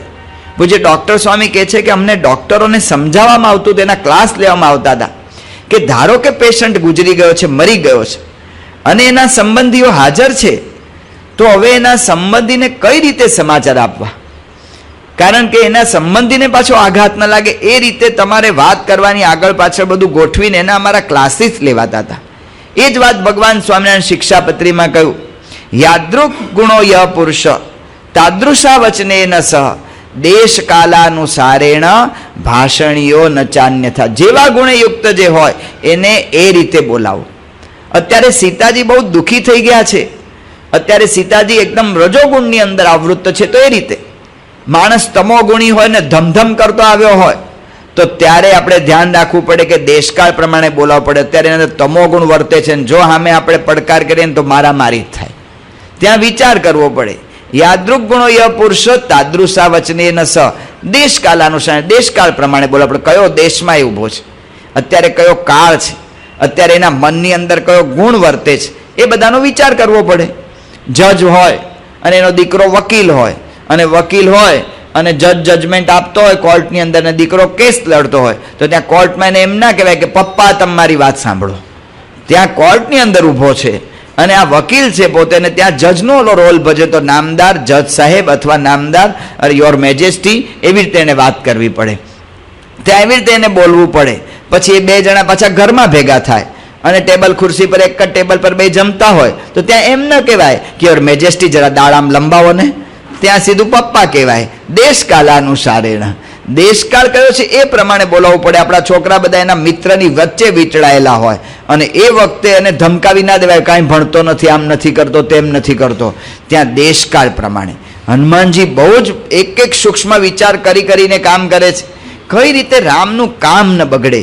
કારણ કે સીતાજી અત્યારે અતિશય આઘાતને પામેલા છે. સીતા અશોક વૃક્ષને કહી રહ્યા છે કે મને એક અંગારો આપ તો હું બળીને મરી જાઉં, એક અંગારો આપ. એમ અશોક વૃક્ષ પાસે એ પોતે પોતાના બે હાથ લંબાવીને માંગણી કરી રહ્યા છે. બસ આ જ સમય છે. ભગવાન રામચંદ્રજીનું સ્મરણ કરીને હનુમાનજીએ ધીમેકથી વીંટી સરકાવી. જેવી વીંટી હાથમાં પડી કે સીતા ખુશ થઈ ગયા કે વાહ, અશોકે અંગારો આપ્યો. અને જ્યાં જોયું વીંટી જોઈ, રામ નામ અંકિત આ વીંટી જોઈ અને સીતાજી અતિશય પ્રસન્ન થઈ ગયા. એમને શાંતિનો અનુભવ થયો, સુખનો અનુભવ થયો. પણ બીજી જ ક્ષણે પાછો વિચાર આવ્યો કે આ વીંટી માયાવી તો નહીં હોય, આ વીંટી કોઈ રાક્ષસીએ રાક્ષસોએ તો બનાવેલી નહીં હોય. કારણ કે આ રાક્ષસોની દુનિયામાં અનેક પ્રકારની જાદુઈ વિદ્યા, માયાવી વિદ્યા ચાલતી હતી, જે આપણે હમણાં રામ રાવણ યુદ્ધમાં આપણે જોઈશું. બધા મને પૂછ્યા કરે છે કે ક્યારે યુદ્ધ થવાનું છે, યુદ્ધ નજીક જ છે. તો કહેવાનું શું કે રામ રાવણના યુદ્ધની અંદર એ આપણે જોઈશું. તો આ સીતાજીએ વિચાર કર્યો કે આ કંઈ માયા વિદ્યા તો નહીં બનાવેલી હોય, પણ ભગવાનનું નામ આવ્યું. અને એ જ વખતે એમણે સાંભળ્યું કે કોઈક રામના ગુણ ગાય છે. રામના ગુણ સાંભળતા સીતાની મતિ સ્થિર થઈ ગઈ. વિરહ અગ્નિની અંદર સીતાજી બળી રહ્યા હતા, મરી જવા સીતાજી તૈયાર થયેલા હતા. એ વખતે એક તો રામનું નામ મળ્યું અને રામના ચરિત્રનું શ્રવણ મળ્યું. આ બે મળતા જ સીતાજીનો બધો આ દુઃખ એ ટળવા માંડ્યું. એમને અંતરમાં શાંતિનો અનુભવ થઈ ગયો. એટલા માટે કહ્યું કે સુખાવસાને ઇદમેવ જપ્યમ દુઃખાવસાને ઇદમેવ ધ્યેયમ દેહાવસાને ઇદમેવ સારમ ગોવિંદ દામોદર માધવેથી. ગમે એટલું દુઃખ આવે, ભગવાનનું ભજન કરું. યોગીજી મહારાજ એક જ ઉપાય બતાવતા, ધૂન કરો, સ્વામિનારાયણ સ્વામિનારાયણ સ્વામિનારાયણ સ્વામિનારાયણ. કોઈને યોગી મહારાજના ધૂનમાં એટલો વિશ્વાસ ના આવે, પણ યોગીજી મહારાજ અડધો અડધો કલાક સુધી સ્વામિનારાયણ સ્વામિનારાયણ સ્વામિનારાયણ ધૂન કરતા. અને એ જ યોગીજી મહારાજના સંકલ્પના પાયા ઉપર, એમની ધૂન ને પ્રાર્થનાના પાયા પર આટલો બધો આ BAPS સંસ્થાનો વિકાસ થયો. એ ધૂનના પ્રતાપે. આ નામ રટણ શીખવાડે છે આપણને કે ભગવાનનું નામ લેજો જ્યારે જ્યારે દુઃખ આવે ત્યારે. જ્યારે જ્યારે દુઃખ આવે ત્યારે ભગવાનના ચરિત્રને સંભાળજો. વિનાયક રાવ સાહેબ હતા, ઊંઘ નહોતી આવતી, અમદાવાદના બહુ મોટા હતા, બહુ સુખી સંપન્ન હતા, નાગર બ્રાહ્મણ હતા, પણ ઊંઘ જ ના આવે. અને એમણે શાસ્ત્રીજી મહારાજને મળ્યા પુરુષોત્તમપુરામાં, અને શાસ્ત્રીજી મહારાજે કહ્યું કે ભક્ત ચિંતામણી વાંચો. ભક્ત ચિંતામણીના 2 જ પ્રકરણ વાંચ્યા અને ખબર નહીં એમને શું થયું, એકદમ એમને આમ આંખો ઘેરાવા માંડી અને થોડા વખતમાં તો સૂઈ ગયા ને ઘસઘસાટ નસકોરા બોલા માંડ્યા. શાંતિ ભગવાનના નામમાં ને ભગવાનના ચરિત્ર શ્રવણમાં છે. સીતાજીને શાંતિનો અનુભવ થઈ ગયો. સીતાજીએ વિચાર કર્યો અને બોલ્યા કે રામના આટલા સુંદર ગુણ કોણ ગાય છે, કેમ એ વ્યક્તિ પ્રગટ થતી નથી? આવું બોલ્યા એટલે હનુમાનજી ધીમેક રહીને ઝાડ ઉપરથી સરક્યા અને નીચે કૂદ્યા અને હનુમાનને જોયા. વાંદરાને જોઈને સીતાજી આડું ફરી ગયા. અરે રે, આ તો વાંદરો. વાંદરાના દર્શન કરવા કદાચ અપશુકન કહેવાય, એ જમાનામાં અપશુકન કહેવાતા હતા. અને મને સ્વપ્નમાં વાંદરો દેખાય તો બહુ જ અપશુકન કહેવાય. સીતાજી વિચાર કરે કે હું સ્વપ્ન જોતી નથી ને, કે ના, રામચંદ્રજીનો જ્યારથી ત્યાગ થયો ત્યારથી ઊંઘ જ આવી નથી, તો સ્વપ્ન ક્યાંથી આવે? એટલે આ તો પ્રત્યક્ષ જ વાંદરો છે. એટલે એમણે પૂછ્યું કે તું કોણ છે? હું રામનો દૂત છું. ખરેખર કે હું સોગંદ ખાઈને કહું છું કે હું રામનો દૂત છું, કારણ કે સીતાજીને હજી મનમાં શંકા છે કે કોક રાક્ષસ વાંદરાનું રૂપ લઈને આવ્યો હોય. માટે સાચું કે ના, રામનો દૂત જ મેં જ તમને આ વીંટી સરકાવીને આપેલી છે. પણ સીતાને કોઈ રીતે વિશ્વાસ ના આવે. એમણે કહ્યું કે નર બાનર હી સંગ કહું કૈસે? કેવી રીતે માણસ અને વાંદરા ભેગા થયા? એ કેવી રીતે થઈ શકે? શક્ય જ નથી. ત્યારે હનુમાનજી આખી કથા કહી કે કઈ રીતે રામચંદ્રજી સુગ્રીવને મળ્યા, કઈ રીતે અમે બધા વાંદરા એમની સેવામાં છીએ, એ આખી કથા જણાવી. આખી કથા હનુમાનજીએ જે કહી એની અંદર સીતાજીએ કથાનું શ્રવણ તો કર્યું, પણ બરાબર લક્ષ્ય રાખ્યું. તુલસીદાસજી બહુ સરસ લખે છે, કપિ કે બચન સ પ્રેમ સુની ઉપજા મન વિશ્વાસ. વાંદરાના વચન સાંભળીને મનની અંદર પ્રેમે સહિત એનામાં વિશ્વાસ થયો. જો વચન સાંભળીને જ વિશ્વાસ કર્યો, પોતે રામના દૂત છે એવું કઈ જ અહીંયા એમની પાસે હતો કે લો રામની સહીનું સર્ટિફિકેટ બતાવું કે હું દૂત તરીકે આવ્યો છું, કોઈ સાબિતી નહોતી. તો કઈ સાબિતી? સીતાએ કઈ સાબિતી મેળવી? તો સીતાજી એ સાબિતી મેળવી કે એણે સાંભળ્યા હનુમાનજીને સાંભળ્યા. એમાંથી વિશ્વાસ બેઠો. કારણ કે જ્યારે ભગવાનના ખરેખરા ભક્તને સાંભળે ને, તો એને સાંભળવામાંથી પણ આપણને ખ્યાલ આવે કે એ ભક્ત એની વાણીની અંદર છે ને ભગવાન સિવાય બીજું કંઈ જ ના હોય. એમણે જોયું કે હનુમાનજી જે બોલે છે ને એમાં ક્યાંય પોતાપણું આવતું નથી, એનું પોતાનું અભિમાન અહંકારનો એક છાંટો પણ દેખાતો નથી. આ જ રામનો દૂત, એ વગર તો આ થઈ જ ના શકે. રામના દૂત વગર કોઈ અહંકારને પાછો ન પાડી શકે, એટલે વિશ્વાસ આવ્યો કે આ રામના દૂત છે. પ્રમુખ સ્વામી મહારાજની સુવર્ણ તુલા થઈ લંડનની અંદર. સુવર્ણ તુલા થઈ અને લંડનની અંદર સુવર્ણ તુલામાં પ્રમુખ સ્વામી મહારાજે પછી આશીર્વાદની શરૂઆત કરી. આશીર્વાદમાં સૌ પ્રથમ સ્વામીશ્રી બોલ્યા, સુવર્ણ તુલા થઈ છે, જય જયકાર થઈ ગયો છે. અને બધાને એમ છે કે ઓહો બાપાની બહુ મોટી સેવા થઈ. દરેકના અંતરમાં આનંદ છે. જે વ્યક્તિની તુલા થઈ હોય એને કેટલો આનંદ હોય. એ વખતે પ્રમુખ સ્વામી મહારાજ ઊભા થઈ અને પહેલું વાક્ય બોલ્યા કે સૌ પ્રથમ હું ઈષ્ટદેવ ભગવાન સ્વામિનારાયણ એના ચરણોમાં વંદન કરું છું. અને વંદન મારા ગુરુ શાસ્ત્રીજી મહારાજને, યોગીજી મહારાજને, કે જેણે મને સ્વીકાર્યો. શું કહે છે પ્રમુખ સ્વામી મહારાજ કે હું પાત્ર જ નહોતો અને મારો સ્વીકાર કરવામાં આવ્યો છે, કહેતા કે મને સામેથી કૃપાએ કરીને અપનાવવામાં આવ્યો છે. આ વચન જ્યારે પીઠાવાલા હતા આપણા અહીંયા ડુમ્મસના, એ પીઠાવાલાએ જ્યારે એમણે તો આ ઉત્સવમાં આવ્યા જ નહોતા. ઉત્સવ પછી એમની બહુ બધું ત્યાં જર્મનીમાં કે એન્ટવર્પ બાજુ બહુ મોટું બાંધકામનું એમનું બધું કામ ચાલે છે. તો એટલા માટે એની અંદર આવ્યા નહોતા. પણ આ એમણે ત્યાં એમના લંડનમાં એમના મિત્રને ત્યાં એની વિડીયો કેસેટ જોઈ. વિડીયો કેસેટની અંદર એમણે જોયું અને પીઠાવાલાએ જ્યારે જોયું ને ત્યારે એમાંથી એમણે નિશ્ચય કર્યો, આટલું સન્માન થયા પછી આ વ્યક્તિ આટલી નમ્ર રહી શકે છે ને, આ ભગવાનનો દૂત હોય, એના વગર બીજો કોઈ હોય જ નહીં.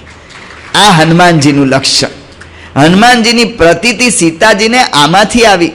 કોઈ દિવસ જણાવતા નથી. પરમ પૂજ્ય પ્રમુખ સ્વામી મહારાજ યોગીજી મહારાજનો અમૃત મહોત્સવ પૂરો થયો, કહેતા કે સભા પૂરી થઈ. યોગીજી મહારાજ સભામાંથી પધાર્યા ઉતારામાં. યોગીજી મહારાજ ઉતારાની અંદર મોટરમાં આવી ગયેલા એટલે બાપા તો તરત આવી ગયા. બીજા બધા સેવક સંતોને બધાને આવવાનું હતું, પણ વચ્ચે વચ્ચે એટલા બધા હરિભક્તોની ભીડ હતી ને ભાઈ બધા ભેગા હતા એટલે સંતો પહોંચી ના શક્યા. જ્યારે સેવક આવ્યા રૂમમાં ત્યારે યોગી મહારાજ આવી ગયા હતા અને લગભગ અડધો પોણો કલાક થઈ ગયો હતો. અને યોગીજી મહારાજને જમાડવાના હતા. એમને એમ કે યોગી મહારાજને ગરમ ગરમ ભાજી બનાવીને જમાડું. એટલે ભાજી એ કરવા દીધેલી કરવાની. તો એટલે પોતે એકદમ ગભરાઈ ગયા, કારણ કે ભાજીને બધું કરવાનું. તો યોગી મહારાજ કે ગુરુ એક કામ કરો, મને તમે ભાજી આપી દો, હું ભાજીના પાંદડા ફોલી દઉં, એટલી વારમાં તમે બીજું બધું તૈયાર કરી દો. એટલે બાપા ભાજી ફોલવા માંડ્યા. એ વખતે દુલાભાયા કાગ એ આવેલા હતા. પદ્મશ્રીનો એમને એવોર્ડ મળેલો ગુજરાત, આપણા કેન્દ્ર સરકારે એને પદ્મશ્રીનો એવોર્ડ આપેલો હતો. એવા પદ્મશ્રી દુલાભાયા કાગ એ ત્યાં આવેલા ઉત્સવમાં, એટલે જમી રહ્યા હતા. એટલે એમણે કહ્યું કે હું નીકળું. પણ એમણે સભા મંડપમાં પ્રમુખ સ્વામી મહારાજને પૂછ્યું કે હું યોગીજી મહારાજને મળી શકું? તો સ્વામી બાપા કહે કે હા મળાય ને. એટલે અંદર ગયા, રૂમમાં ગયા અને જોયું યોગીજી મહારાજ ઢોલિયા પર બેઠા છે અને ભાજી ખોલે છે. દુલાભાયા કાક સ્થિર થઈ ગયા. જોનારા જડપાણા જોગીને જોવા ગયા, એ તો જોનારા જણપાણા. આ પ્રસંગ, આ તો યોગીજી મહારાજ નિર્માનીપણાનો પ્રસંગ તો આપણે જાણીએ જ છીએ. આ પ્રસંગ 87ની સાલમાં પ્રમુખ સ્વામી મહારાજે મુંબઈમાં કહ્યો. મુંબઈની અંદર આ કયો પ્રસંગ તો આમ જ બન્યો છે, આમાં કંઈ બીજું નહોતું. પણ પ્રમુખ સ્વામી મહારાજ પ્રસંગ કયો ને આખો, એની અંદર ઠેઠથી ઠેઠ સુધી પ્રમુખ સ્વામી મહારાજે રંચ માત્ર ઉલ્લેખ એવો ના કર્યો કે હું સભા મંડપમાં ઊભો હતો, હું બાપા પાસે એમને લઈ ગયો અને ત્યારે એમને બાપાનો આવો મહિમા સમજાયો. આ રામના દૂત જે પોતાનું હું પણ આવવા જ ના દે, એમાં તો ક્યાં કંઈ ખોટું હતું, પણ હું પણ ના આવવા દે. આના પરથી કપિ કે બચન સપ્રેમ, કપિ કે બચન સપ્રેમ સુની ઉપજા મન વિશ્વાસ. સીતાને વિશ્વાસ થઈ ગયો. અને પછી તો હનુમાનજીની સાથે ઘણી બધી વાતો થઈ. રામજીના કુશળ સમાચાર પૂછ્યા અને કહ્યું કે રામ કેમ નિષ્ઠુર થઈ ગયા છે? અહહ નાથ, હો મોય નિપટ બિસારી, મને સાવ ભૂલી ગયા અને રડવા લાગ્યા. ત્યારે હનુમાનજી કહ્યું કે સીતાજી, રામચંદ્રજી કુશળ છે, રામનો પ્રેમ તમારા કરતાં બમણો છે. તુમહતે પ્રેમ રામ કે દુના, તમારા વિના રામને વૃક્ષોની કુપળ અગ્નિસમ લાગે છે. તમારા વિના રામને રાત કાળ રાત્રિ જેવી લાગે છે. તમારા વિના ચંદ્ર એમને સૂર્ય જેવો લાગે છે. પણ રામચંદ્રજીએ કહ્યું છે કે આ વાત હું કોને કહું? કોઈ મારી આ વાત જાણતું નથી. તત્વ પ્રેમ કર મમ અરુ તોરા, જાનત પ્રિયા એક મન મોરા. તારા અને મારા પ્રેમનું તત્વ એક તો હે સીતા, હું મારું મન જ જાણે છે. માટે તમે ધીરજ રાખો, ટૂંક સમયમાં રામ આવશે, રાક્ષસોને મારશે, તમને ઉગારશે. હનુમાનજીએ કહ્યું કે સીતાજી, જો તમારી ઈચ્છા હોય તો હું તમને અહીંથી અત્યારે જ કહો તો લઈ લઉં અને તમને ઉપાડીને મૂકી દઉં. પણ રામચંદ્રજીની મને આજ્ઞા નથી એટલે હું એ કરી શકતો નથી. વાલ્મીકી રામાયણમાં સીતાજી કહે છે કે મને બળાત્કારે રાવણ લઈ આવ્યો હતો એટલે મારે પર પુરુષનો સ્પર્શ થયો, પણ મારી એ સ્વેચ્છાથી મારે કોઈ બીજા પુરુષનો સ્પર્શ કરવો નથી. તો સીતાજી આવી રીતે બધી વાત કરતાં કરતાં પૂછ્યું હનુમાનને કે બધા વાંદરા તારા જેવા જ નાનકડા છે? એ બધા આટલા બધા નાના વાંદરા શું સહાય કરશે? ત્યારે હનુમાને પોતાનું મૂળ સ્વરૂપ પહાડ જેવું કર્યું. એ જોઈને સીતા બહુ પ્રસન્ન થઈ ગયા. હવે પ્રસન્ન થયેલા સીતાને જોઈને હનુમાનજીએ વિચાર કર્યો કે મારું બધું જ કામ પૂરું થયું, સીતાની શોધ થઈ. પણ રામચંદ્રજીએ મને આજ્ઞા કરી છે બહુ પ્રકાર સીતહી સમજાવું, બહુ પ્રકારે કરીને સીતાને સમજાવજો. તો એક તો મેં વાતે કરીને સમજાવી દીધા, વીંટી આપીને સીતાને મેં આધાર આપી દીધો. આ તો બે જ પ્રકાર થયા. રામચંદ્રની અનુવૃત્તિ એ છે, એની રુચિ એ છે કે બહુ પ્રકારે મારે સીતાને સમજાવવા. તો બહુ પ્રકારમાં શું પ્રકાર બાકી રહ્યા? એટલે હનુમાનજીએ વિચાર કર્યો કે હજી રાવણને મળ્યો નથી, હજી રાક્ષસોને રામની શક્તિનો ખ્યાલ આવ્યો નથી, અને સીતાજીને હજી પરાક્રમ દ્વારા પણ સંપૂર્ણ વિશ્વાસ આવે એવું કંઈક કરવું જોઈએ, તો બહુ પ્રકારે સમજાવેલા કહેવાય. જો હનુમાનજી છે ને ભગવાનની અનુવૃત્તિને જાણનારા છે. જ્યારે રામચંદ્રજી હનુમાન પાછા પધાર્યા ત્યારે 3 પ્રકારના સેવકની વાત કરી છે. એક તો સમર્થ હોવા છતાં એકાગ્ર ચિત્તે આજ્ઞા ન પાડે એ અધમ સેવક, આપણી ભાષામાં વાત કરીએ તો મન ધાર્યું કરે. બીજો સમર્થ હોય પણ આજ્ઞા થયેલા જ કર્મને કરે, પણ તે સાથે ગુરુને પ્રિય એવું બીજું કાર્ય ન કરે એવો હોય મધ્યમ. આજ્ઞા થાય એટલું જ કરે, આગળ પાછળ બીજું કાંઈ નહીં, આમ બુદ્ધિ મૂક્યા બુદ્ધિમાં વિચાર્યા વગર જ મૂઢપણે કરી નાખે, એ મધ્યમ છે. અને ત્રીજો કેવો છે? આજ્ઞા કરેલું કામ તો બધું જ કરે, પણ એની સાથે સાથે પૂર્વ કાર્ય અવિરોધેના, પૂર્વ જે ભગવાને સોંપેલું કાર્ય હોય એની અંદર કોઈ મુશ્કેલી ના આવે એ રીતે ભગવાનની અનુવૃત્તિ સમજીને બીજું પણ જે કાર્ય કરી શકતો એ કરે ને, એ ઉત્તમ સેવક છે. અનુવૃત્તિ જાળવવી આ ઉત્તમ સેવકનું લક્ષણ. હનુમાનજી અનુવૃત્તિને જાળવનારા હતા, એટલા માટે હનુમાનજી ઉત્તમ સેવક થયા. ને એમનું જે આ સેવકપણું છે ને ઉત્તમ છે, એ સુંદર છે, એટલા માટે આ કાંડનું નામ સુંદર કાંડ પાડવામાં આવ્યું. અનુવૃત્તિ જાળવી. ભગતજી મહારાજને ગુણાયતાન સ્વામી કહ્યું કે આંબા સુકાય છે, અનુવૃત્તિ સમજી ગયા કે સ્વામીની ઈચ્છા છે પાણી પાવું છે. એક આંબાને 100 આંબા હતા, એક આંબાને 4 દેગડા એમણે પાણી પાઈ દીધું. ગુણાયતાન સ્વામી ભગતજી મહારાજને પૂછ્યું કે પથરા કેમ આવતા નથી? અનુવૃત્તિ સમજી ગયા કે પથરા આવતા કેમ બંધ થયા છે? ત્યાં મરેલું કૂતરું પડ્યું તો એને હટાવી અને પથરા આવતા એમણે ચાલુ કર્યા. અનુવૃત્તિ સમજીને કામ કરવું એ સેવકનું લક્ષણ છે. એટલે હનુમાનજીએ વિચાર કર્યો કે રામચંદ્રજીએ કહ્યું છે કે બહુ પ્રકાર સીતહી સમજાવો, બહુ પ્રકાર સીતાને સમજાવજો. તો એટલા માટે એમણે નિશ્ચય કર્યો અને કહ્યું કે માં મને ભૂખ લાગી છે, આ ફળ ખાઓ. સીતાએ કહ્યું કે આ બધી રાક્ષસીઓ આ ચોકીમાં છે અને આ રાક્ષસો એની બહાર બધા ઊભેલા છે, તમારી ઈચ્છા હોય તો ખાઓ, પણ તમે ધ્યાન રાખજો. હનુમાન કે મને રાક્ષસોનો ગભરામણ જ નથી. તો સીતાજી કહે છે કે રઘુપતિ ચરણ હૃદય ધરી તાત મધુર ફલ ખાવ. ભગવાનને યાદ કરીને હે તાત, હે દીકરા તું ખા, ભગવાનની સ્મૃતિ કરજે. એ આપણે જોઈએ છે કે આપણા સંપ્રદાયની અંદર આ પ્રણાલિકા છે. હનુમાનજીએ વિચાર કર્યો કે હવે તો આ કાર્ય કરવું જ જોઈએ, અને એટલા માટે હનુમાનજી તરત જ અશોક વાટિકાના એક ખૂણામાં જતા રહ્યા, વૃક્ષો ઉખેડવા માંડ્યા અને લતા ગૃહોનો નાશ કરવા માંડ્યો. અને એ બધું કર્યું એટલે બધી રાક્ષસીઓ જાગી ગઈ. રાક્ષસો એકદમ જાગી ગયા. એટલે હનુમાનને ભોંય પર પૂંછડું પછાડી અને મોટેથી ગર્જના કરી દરવાજાની અંદરથી એક લોખંડની મોટી ભૂંગળ એમણે ખેંચી લીધી અને રાક્ષસો સામા થયા, એને બધાને મારીને હટાવ્યા. અશોક વાટિકાના મહેલ ઉપર ચડી ગયા, જયઘોષ કર્યો, શ્રી રામનો જય હો, લક્ષ્મણનો જય હો, રામના રક્ષિત સુગ્રીવનો જય હો, હું રામનો દાસ છું, પવનપુત્ર હનુમાન છું, હું સીતાને પ્રણામ કરી મારું કાર્ય સફળ કરી રાક્ષસોના દેખતા જ જો હું હમણાં ચાલી જાઉં છું, એમ બૂમાબૂમ કરતા એટલામાં તો મહેલના સેવકો બધા દોડી આવ્યા અને હનુમાને એવી રીતે મારવા ગયા. ત્યારે હનુમાને મહેલનો જ એક સોનાનો થાંભલો ખેંચી કાઢ્યો અને થાંભલે બધાને જોડ્યા.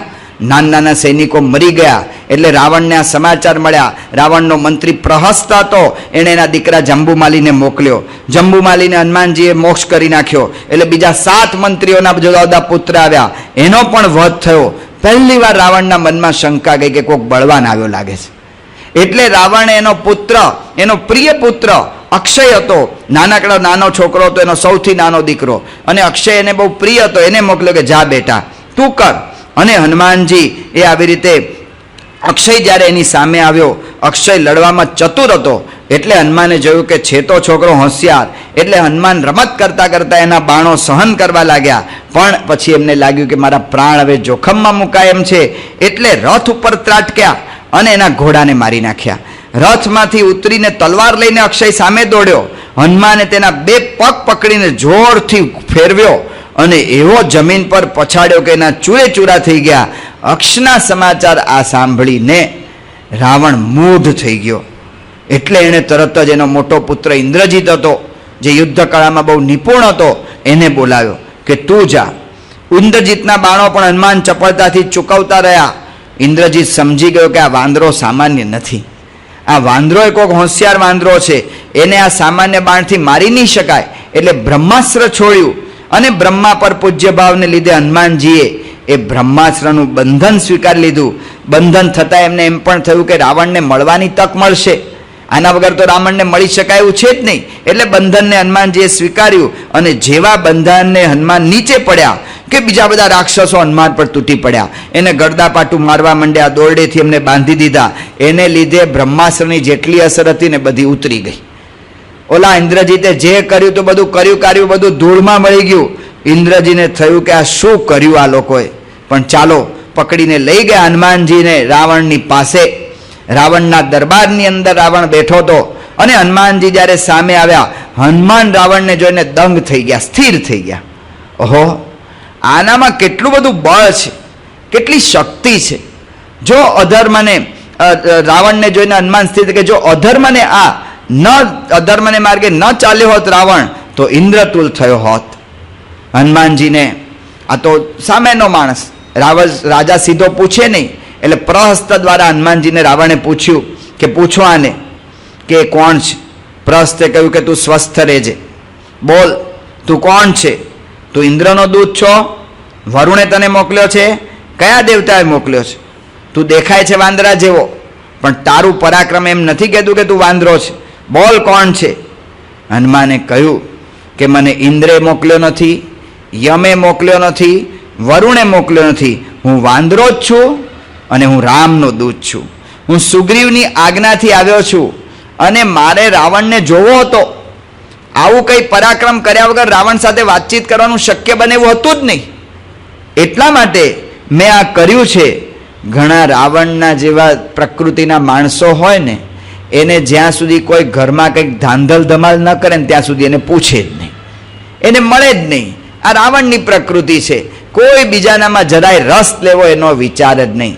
હમણાં થોડા વખત પહેલાં સમાચાર આવ્યા હતા, ઓલા તલવાર અટકવાળા ભાઈ હતા, એની દીકરીનું ખૂન થઈ ગયું. ખૂનમાં તો છાપાવાળાએ પહેલાં જે કંઈ હોબાળો મચાવ્યો ખોટો હતો, જે કંઈ હશે, પણ એની આગળ પાછળ જે બધા લેખો આવ્યા અંદર કેટલી બધી વાતો આવી કે મોટા ઘરની અંદર છોકરાઓ હોય, એ છોકરાઓ એને એના મા બાપ પૈસા આપી દે છે. કેટલા રૂપિયા આપે છે? મહિનાના 10,000 સુધી આપે છે. આવા છોકરા બગડી ગયા હોય એનું કાઉન્સેલિંગ કરે, એની સાથે સમાધાન કરાવવા જે પ્રયત્ન કરે, એમાંથી આ બધી મળી હકીકતો બધી મળી. તો એને એટલા બધા પૈસા આપી દે છે, પણ એનામાં રસ નથી લેતા. આ રસ ન લે એટલે છોકરાઓ આવી કંઈક પ્રવૃત્તિઓ ધાંધલ ધમાલની કરે છે, અથવા આજના યુગમાં વધારે પડતું એ સાયકિક પેશન્ટ થઈ જાય છે. સાયકિક પેશન્ટ થઈને એને ફીટ આવે, કાં તો બીજું બધું કંઈ પણ એવી ક્રિયા કરે કે જેનાથી આપણું ધ્યાન એનામાં આકર્ષિત થાય. આ રાવણ પ્રકૃતિ જ્યાં સુધી ધમાલ ન કરે ત્યાં સુધી દેખાય નહીં. એટલે હનુમાન રાવણને કહે છે કે તને જોવો તો ને આ ધમાલ કર્યા વગર કોઈ દિવસ તું મળે નહીં, એટલા માટે હું તને મળ્યો. રાવણે હનુમાનજીના અંતરમાં કેવી ભાવના છે તો તુલસીદાસજી કહે છે, જદપી કહી કપિલ હિત બાની ભક્તિ વિવેક બિરતી નયસાની. આટલું બધું કર્યા છતાં પણ એના હિતકારી વાણી હનુમાન બોલ્યા. આ સંત છે જેને આટલું બધું કર્યા છતાં પણ હિતની ભાવના થાય પ્રમુખ સ્વામી મહારાજના પુતળા ગઢડાની અંદર બાળવામાં આવ્યા છે. હમણાં જ થોડા સમય પહેલા સારંગપુરની અંદર ગઢડાના દરવાજાનો પ્લાન બાપાને બતાવ્યો. પ્લાન બતાવ્યો, બાપા એની પર પુષ્પ છાંટ્યા. બાપા કે આપણે ધૂન કરો કે આ કામ બધું નિર્વેગને પાર પડી જાય. સ્વામિનારાયણ સ્વામિનારાયણ. બાપા કે એટલું જ નહીં, આ કામમાં જે કોઈ બધાએ મદદ કરી છે આપણને, જે અધિકારીઓ જેણે મદદ કરી છે બધાને માટે ધૂન કરીએ, ભગવાન એને સુખ્યા કરે. બાપા કે એકલા એને જ સુખ્યા કરે એવું નહીં, ગઢડાની તમામ પ્રજાને મારા સુખ્યા કરે, ધૂન કરીએ. એટલું જ નહીં, બાપા કે જે કોઈ વિરોધ કરે છે ને એને પણ મહારાજ સદમતી આપે ને એનું પણ મહારાજ સારું કરે, એની ધૂન કરો. સ્વામિનારાયણ સ્વામિનારાયણ. જો કપી અતિહિત બાની, આ હનુમાનજી અતિશય હિતકારી વાણી રાવણને કેવા તૈયાર થયા છે. અને હનુમાનજીએ શરૂઆત કેવી રીતે કરી? બિનતી કરું જોરી કર રાવણ, હે રાવણ તને હું વિનંતી કરું છું, હાથ જોડીને વિનંતી કરું છું. અને એને સમજાવે છે કે તું અભિમાન તારું છોડ, મારી આ વાત સાંભળ, તારા હિત માટે તને વાત કરું છું.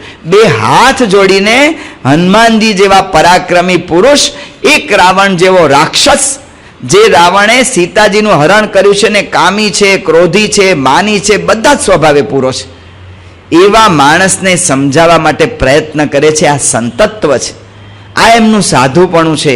હનુમાનજીએ કે છે કે ચારે નીતિ દ્વારા પ્રયત્ન કર્યો. સામ નીતિ, એને સમજાવવાનો પ્રયત્ન કર્યો કે હે રાવણ તું વિચાર કર, આ રામચંદ્રજી એ તો કાળના, દેવના, દાનવ બધા એનાથી ડરે છે. કાળ, દેવતા, દાનવ બધા એનાથી ડરે છે, એની સાથે વેર ન કરાય.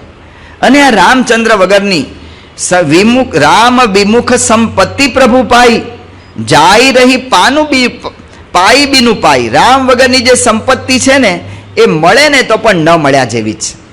મળે એમ લાગે આપણને, લોકમાં દેખાય કે બહુ મળી ગઈ, પણ ભગવાનથી વિમુખ છે. જે ભગવાન નથી રાખતા ને એને શાંતિનો અનુભવ ન થાય. ફ્રોઈડને પૂછ્યું કે ફોર્ડ ગાડીના માલિકને પૂછ્યું કે તમે આટલી બધી આ ગાડી સરસ બનાવો છો ને માલિક તમે છો ને તમે તો બહુ એની અંદર આગળ વધેલા છો, તમને કેવી શાંતિ રહે છે? કે આખી દુનિયામાં સૌથી વધારે મુશ્કેલી વાળો માણસ શું છું? રામ વિમુખ સંપત્તિ પ્રભુ પાઈ, જાય રહી પાઈ બીનું પાઈ. મુંબઈમાં એક ભાઈ સ્વામીને મળ્યા હતા કે જે હવે ખબર નથી પડતી, મને હવે ઉંમર થઈ ગઈ 50 ઉપર, પણ હવે પૈસો જોઉં છું ને લોહી જ દેખાય છે, લોહી ચૂસી ચૂસીને લીધા હશે પૈસા. તો રામ બીનું સંપત્તિ પ્રભુ પાઈ, જાય રહી પાઈ બીનું પાઈ. માટે આ સંપત્તિ કાંઈ કામમાં નહીં લાગે. માટે એક કામ કર, ભગવાન તો કૃપાળુ છે, એ તો તારો અપરાધ ભૂલી જશે. જો તું શરણે જઈશ ને તો એ ભૂલી જશે, માટે તું એમના શરણે જા. હનુમાનજીએ સામ નીતિ દ્વારા એને સમજાવ્યું અને એમણે કહ્યું દામ નીતિ દ્વારા, રામચરણ પદ પંકજ ઉર ધરહું, લંકા અચલ રાજ તુમ કરહું. દામ, એને કંઈક આપવું પડે જેનાથી કદાચ સમજી જાય. જા, હજી પણ તું રાજી થતો હોય ને અને રામને પગે લાગીશ ને તો લંકા તારી અચળ કરી દેશે રામ. હનુમાનજીએ કહ્યું કે જો સામથી ન માને, દામથી ન માને તો દંડ નીતિ હનુમાનજી અપનાવી કે જો વરદાનથી બહુ છકી ના જઈશ, કારણ કે રામ માનવ છે અને અમે વાંદરા છીએ. ધરહી જો વિવિધ દેહ સુર ત્રાતા, ભગવાને અત્યારે માનવ દેહ ધારણ કરે છે એટલું ખ્યાલ રાખજે. તું એમ કે બહુ આમ રહી જઈશ, પણ તે વાંદરાને માનવનું નથી માગ્યું, એનો તને ખ્યાલ રહેવો જોઈએ. ખાલી વરદાન મળ્યું છે એટલું યાદ નહોતો નહીં રાખતો, એની યારે આ પણ યાદ રાખજે. તોય હનુમાનજી કહે અરે તોય રાવણ કંઈ સ્વીકારે નહીં. ત્યારે હનુમાનજીએ ભેદ નીતિ અપનાવી કે તું એમ માને છે કે તારા પર ભગવાન શંકરની કૃપા છે, તું એમ માને છે કે બ્રહ્માનું તને વરદાન મળ્યું છે, પણ શંકર સહસ વિષ્ણુ અજતોહી, સકલ સકઈ ન રાખી રામ કર દ્રોહી. હજારો શંકર, બ્રહ્મા કે વિષ્ણુ આવશે ને તો પણ તને મદદ નહીં કરી શકે, કારણ કે તું આવી રીતે તારું આ કામ નહીં થાય તો તું તારું અભિમાન છોડ, ભજહુ રામ.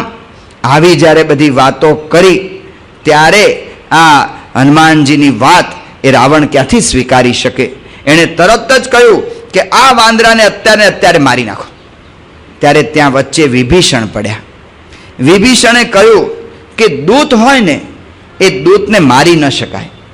કદાચ બહુ કંઈક કરવાની ઈચ્છા હોય તો અંગભંગ કરી શકાય, મુંડન કરાવી શકાય અથવા ચાબુક ફટકારી શકાય, પણ દૂતને મારી ન શકાય. રાવણનો સ્વભાવ કેવો છે કે બધાની વચ્ચે એને કાયમ સદ્ધર્મી સજ્જન હોય એવો દેખાવ કરવો છે. એટલે રાવણે ત્યારે વિભીષણનું સ્વીકારી લીધું અને કહ્યું કે ચાલો કાંઈ વાંધો નહીં. વાંદરાઓને છે ને એના પૂંછડા બહુ વાલા હોય છે, એટલે વાંદરાનું પૂંછડું બાળો. અને ત્યાં બધાએ નક્કી કર્યું અને આખી લંકાની અંદર જેટલા કપડાં હતા એટલા બધા લાવવામાં આવ્યા અને હનુમાનને પૂંછડે વીંટાળ્યા. હનુમાનજી એનું પૂંછડું લાંબુ જ કરતા ગયા અને એનું પૂંછડે બધા વીંટાળ્યા. એની પર તેલ નાખ્યું અને લોકોને થયું કે આની નગર યાત્રા કાઢવી જોઈએ, લોકોને ખબર પડે. હનુમાનજી પણ પ્રસન્ન થઈ ગયા કે બહુ સારું થયું, રાતના લંકા બરાબર જોઈ નહોતી, હવે દિવસે બરાબર ખબર પડી જશે. અને એટલે હનુમાનજી તૈયાર થયા અને જેવું હનુમાનજીનું પૂંછડું બાળ્યું કે હનુમાનજી તરત જ કૂદ્યા અને કૂદીને એક ઘરના છાપરે ચડી ગયા અને છાપરે ચડીને પોતે પોતાનું સ્વરૂપ નાનું કરી દીધું. એટલે જેટલા દોરડા વીંટાળેલા હતા એમાંથી બહાર નીકળી ગયા. એમાંથી બહાર નીકળીને એક મહેલથી બીજા મહેલ પર, બીજાથી ત્રીજા પર, ત્રીજા પરથી ચોથા પર, ચોથા પરથી પાંચમા મહેલ પર આખી લંકા ભડભડ સળગવા માંડી. બધા જ વિચાર કરવા માંડ્યા કે આ શું થઈ રહ્યું છે, આપણે બહુ મોટી ભૂલ કરી. એક વિભીષણના ઘર વગર આખી લંકા બધી સળગી રહી. બધા ભક્તો જ્યારે આપણે આ કથા સાંભળે છે ત્યારે આપણને બધાને આનંદ થાય છે કે સારું થયું કે રાવણની આ લંકા બળી. પણ એ વખતે સીતાજી શું કરે છે? સીતાજી વિચાર કરે છે કે હનુમાનનું પૂંછડું બળે છે. અરે રે, હનુમાનને કેટલો દાહ થતો હશે, હનુમાન મારા માટે આટલું બધું સહન કરે છે. તો સીતાજી ભગવાન રામચંદ્રને પ્રાર્થના કરવા માંડ્યા અને કહ્યું કે હે પ્રભુ, હું ઈચ્છું છું, હે અગ્નિદેવતા, હું ઈચ્છું છું કે જો મારા પતિની મેં સેવા યથાર્થ કરી હોય, જો મેં પતિવ્રતાપણું બરાબર બતાવ્યું હોય, મેં તપ કર્યું હોય, તો હનુમાનના પૂંછડા પર શીતળ બનીને રહેજો. સીતાને હનુમાનજીના વિચાર આવે છે, હનુમાનજીને સીતાજીના વિચાર આવે છે કે અરે રે, મેં લંકા તો બાળી નાખી, પણ આમાં અશોક વાટિકામાં આગ પહોંચી ગઈ હશે તો આ મેં શું કર્યું? એમ કરતા હનુમાનજી એમના માટે પ્રાર્થના કરે છે. હનુમાનજી કૂદ્યા સીધા દરિયામાં અને દરિયામાં કૂદીને પૂંછડાને શાંત કર્યો, પણ મનમાં ઉદ્વેગ રહ્યો કે મેં કામ બધું જ બગાડી નાખ્યું. આ રામચંદ્રજીના સીતાજી બળી ગયા છે તો શું થશે? ચાલો ખબર લઈ આવું. પાછા હિંમત કરીને અશોક વાટિકામાં ગયા. સીતાજીએ જ્યારે હનુમાનના પરાક્રમને જોયું છે, હનુમાનજી પર બહુ પ્રસન્ન થયા છે અને સીતાજીએ કહ્યું કે હનુમાન, રામચંદ્રજીને મારી સ્મૃતિ રૂપે આ ચૂડામણી આપજો. આ ચૂડામણી મારો રામચંદ્રજીને આપો અને એમને કહેજો કે જ્યારે એક કાગડો મને ચાંચ મારતો હતો, ઇન્દ્રનો પુત્ર જયંત એ કાગડો થઈને આવેલો, એ જ્યારે મને ચાંચ મારતો હતો ત્યારે તમે એક તણખલામાં બ્રહ્માસ્ત્રનું આહ્વાન કરીને એની પાછળ તણખલું મોકલ્યું હતું, કહેતા કે બ્રહ્માસ્ત્ર છોડ્યું હતું. આજે આ રાવણ મને આટલો હેરાન કરે છે ને કેમ તમે શાંત છો, એટલા મારા સમાચાર આપજો. એમ કહીને સીતાને છેલ્લે વંદન કરીને હનુમાનજી ઉપડ્યા અને દરિયા ઉપર ફરી પાછા હનુમાનજી આવી ગયા છે. મહિના કે પાછો બહાર નીકળ્યો, હનુમાનજી એના ઉપર હાથ મૂકીને ખાલી એને આશીર્વાદ આપ્યા, કહેતા કે એના આતિથ્યનું સન્માન કરી અને આગળ નીકળી ગયા. અને જેવા દરિયા કિનારે આવ્યા કે હનુમાનજીએ મોટેથી હર્ષનાદ કર્યો. વાંદરાઓએ બધાએ હર્ષનાદ સાંભળીને એમને ખ્યાલ આવી ગયો કે હનુમાન સીતાને મળીને જ આવ્યા છે. અને વાંદરાઓ બધા ખુશ થઈ ગયા અને વાંદરાઓ એટલા બધા ખુશ થયા, જેવા હનુમાન નીચે ઉતરતા હતા ને મોટેથી બોલ્યા કે મેં સીતાના દર્શન કર્યા છે. આ સાંભળતા બધા વાંદરાઓ કૂદકા મારવા માંડ્યા. કેટલાક વાંદરાઓ ડાળીઓ પર ચડીને હિંચકા ખાવા લાગ્યા, કેટલાક વાંદરાઓ પૂંછડા ઊંચા કરી નાચવા લાગ્યા, કેટલાક એના પૂંછડા ભૂમિ પર પછાડવા લાગ્યા, કેટલાક શિખર ઉપર ચડીને નીચે કૂદે અને હનુમાનનો સ્પર્શ કરે અને પાછા શિખર પર ચડી જાય, પાછા નીચે કૂદે.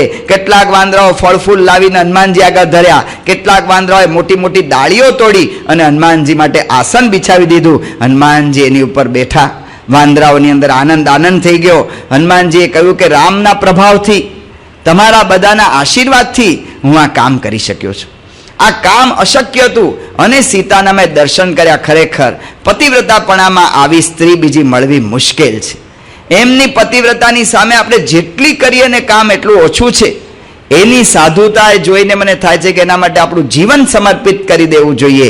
આ બધી વાતો વાંદરાઓએ કરી. અંગદ એકદમ અધીરો થઈ ગયો. ચલો હમણાં આપણે સમાચાર આપવા કાંઈ જવું નથી, પહેલાં આપણે જ અહીંથી જઈએ અને બધા ભેગા થઈને સીતાને પાછા લઈ આવીએ.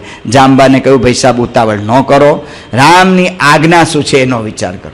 કાયમ આ વિચાર વારંવાર કર્યા કરવાનો છે કે સ્વામીની આજ્ઞા શું છે, સ્વામીની રુચિ શું છે, સ્વામીની અનુવૃત્તિ શું છે, તો હનુમાનજી જેવા કે જાંબાન જેવા સેવક થવાય. બધા જ વાંદરાઓ કૂદીને દોડ્યા અને કિષ્કિંધા પર આવી ગયા. કિષ્કિંધા નગરી આવતા પહેલા જ વચ્ચે કિષ્કિંધા નગરીની બહાર એક બગીચો હતો, જે સુગ્રીવ અને વાલીએ બગીચો એના માટે રાખ્યો હતો કે એ બગીચાની અંદર જે વૃક્ષ હતા એના પર મધુફળ થતા, કહેતા કે એ ફળમાંથી મધ ઝરતું. એટલે એ મધુફળ છે ને મહેમાન માટે રાખવામાં આવતા. ઘરે રોજ રોજ બધાને ખાવાની એ ડબ્બો ઉપર અભરાઈમાં ચડાવવામાં આવતો, એટલે છોકરાઓ કઈ એની અંદર હાથ લગાડી ના દે એટલા માટે એ મધુફળ એ મહેમાન માટે ખાસ રાખવામાં આવતા. તો એટલા માટે આ બધા અધીરા થઈ ગયા હતા અને અતિશય આનંદ હતો. હનુમાનજીને બધાએ પૂછ્યું કે અમે મધુફળ ખાઈએ? હનુમાન કે ખાઓ. સીતાના સમાચાર લઈને આવ્યા છે, આના જેવો બીજો કયો મોટો આનંદનો ઉત્સવ હોય.